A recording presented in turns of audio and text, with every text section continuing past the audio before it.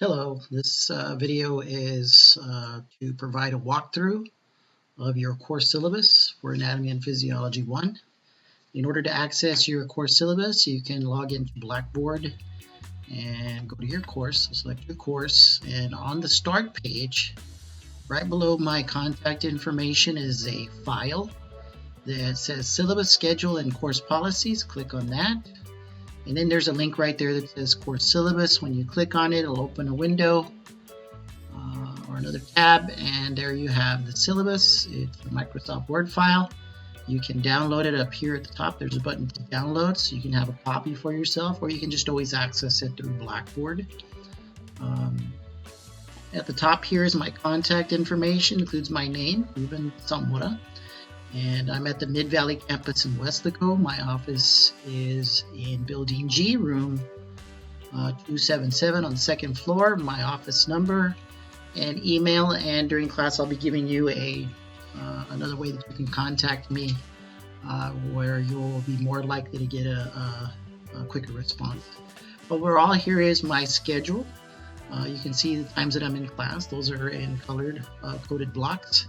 And my office hours are in black. So there's the schedule for your reference if you need to meet with me to discuss the course, your grade, or specific questions on the material of the course. You can visit with me during that time, or you can suggest other times if you can't meet during that time. Just look for the open time slots on the schedule. Prerequisites for this course. The only one right now is that you are TSI complete in reading, which means you passed your reading. The description for this course, basically this is a human biology class, so we'll be looking at the structure and function of the human body. We're going to start with a little bit of chemistry, and that takes us into cells, and then tissues, organs, and then we'll be focusing on some specific systems, including integumentary, skeletal, muscular and nervous systems in this course. The next section in the syllabus covers our program learning outcomes. This is for our entire department of biology. Basically all of our courses will fall under these learning objectives here, so feel free to look over those. A good portion of our course will be covering several of these objectives. And then here we have our specific course learning objectives. They are CLOs 1 through 7, which basically take us through our course in Anatomy and Physiology Part 1. And then here are our core objectives, which our entire college uses for our students, including critical thinking skills, communication skills, and empirical and quantitative skills, basically being able to look and analyze numbers, and teamwork as well. This next section will be pretty important. It describes how your grade is determined. You basically have two parts. We meet for lecture and a lab every week, and your lecture portion will count 70% of your grade, and the laboratory will count 30% of your grade. That's further broken down in this table. So basically you'll take lecture exams, and from your lecture exams we'll calculate an average, and then we'll weight it. And the weight for your exam in your lecture is 63% of your grade. And then the other remaining of the 70% is the 7% for quizzes and assignments. And if we add those up, that adds up to 70%. So overall, if you look at this, 90% of your lecture grade comes from exams and 10% from quizzes and assignments. The same is also true for the 30% of your laboratory. You'll have some laboratory exams, which will count for 27% of the laboratory portion, and then the quizzes and assignments for labs will be 3%. And again, the quizzes and assignments for laboratory will be at 10% of your lab portion, or 10% of the 30%. So if we add up the 70 and the 30%, that adds up to 100%. And again, the way you would use this table to help you calculate is basically you calculate the average for each category. You calculate average for all your lecture exams, calculate a separate average for your lecture quizzes, and so on. And then for each of those averages, you multiply by the weight, and you're going to get these subtotals here on the right column, and then at the end you add them all up, and that gives you your final grade.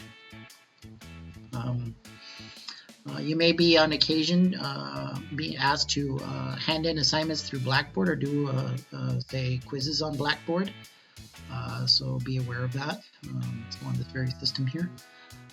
To submit. In fact, your first 2 assignments, which should be done this week as soon as possible to get them out of the way, are going to be submitted through Blackboard. I'll have little tutorials explaining those assignments, video tutorials. Generally, as far as making up work, if you miss any assignments or you're absent during the test, there are no makeups. However, if you read through this policy on makeup, it shows you when, or talks about any exceptions that may be made, but please read through that and ask if you have any questions regarding that. For Scholastic Dishonesty, this is just policy based on cheating, and cheating can take several forms, so read through this to discover what are some ways that would be considered Scholastic Dishonesty, and it will not be tolerated and be strictly enforced discipline-wise. So make sure that your work reflects what you've done and not what others have done. I'm only interested in evaluating your mastery of the material and your work. As far as attendance goes, attendance is important. Make sure you're present, but not only present, on time. Generally, if a student is late, that is disruptive because instruction starts right on time. So please be on time. If you are continuously tardy, I'll have to visit with you and see what I can do to help make sure that we're getting on time, getting the class on time. And for absences, I have a 3 absence rule. If you're absent more than 3 times, I can drop you from the course. Generally, I try to reach out to you and see what's going on, see what I can do to help you out. As far as dropping the class, the deadline to do that, and it not matter what grade you have, whether you have an A or an F, and students do drop for various reasons, the deadline to drop without it mattering what kind of grade you have is April 22nd in the semester. For student code of conduct, generally no electronic devices during classes and especially during quizzes and exams. Generally, these things can be great learning tools, but they can also be a distraction. So basically, the policy is to not use them unless it's justified. As far as lab safety, you're going to make sure that you read through the lab so you know of any precautions to take, and overall always bring your lab safety equipment, and we are requiring that. If you do not have your safety equipment, you will not be allowed in the laboratory. So for footwear, make sure you're wearing on laboratory day that you are wearing closed-toed shoes, so anything that covers your foot appropriately. Sandals or any open-toe shoes are not appropriate. Also, we are requiring a laboratory coat, which you can purchase at a bookstore or local uniform and medical supply places, and you'll probably be able to order some online and get it shipped to you. Generally, a decent lab coat will be no more than $20 if you buy it from the right place. So do make sure you are dressed appropriately, or you will not be allowed in the laboratory for both your safety and the safety of others. Additional items to bring: make sure you bring pencils and Scantrons on test day. The Scantron for exams is going to be Form 882E, which is the green one that has question 1 or numbers 1 through 50 on the front and 51 through 100 on the back. Here are your textbooks, which are the same ones pictured on the start page on Blackboard. And then the section that follows here on the syllabus are the education policies that we follow as a college. Many of these policies are either federal or school policies, so there's information on each one. Make sure you read through those and familiarize yourself with them.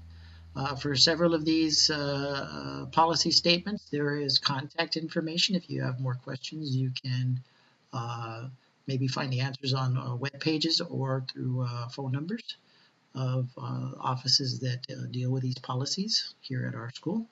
And then the last section here includes 2 tables. One is the tentative schedule for lecture and lab, so it'll tell you what topics are coming up ahead. And you're going to want to make sure that one of the best practices to have as a student is to look ahead, see what we're covering, and go through the material. do pre-reading, for example, out of the textbook. For laboratories, you want to read through the laboratories and make sure you know what's going on before you come in. This will always help ensure that students have or are more likely to finish the lab during the 3 hours that we have than a student who shows up blindly and not really knowing what's going on. So make sure you go through that. This week we're going to be starting chapter 1 in our textbook for the lecture, and we're going to be doing laboratory safety and lab exercises 1 and 2. The last table shows what specific activities within the lab exercise we're going to be doing.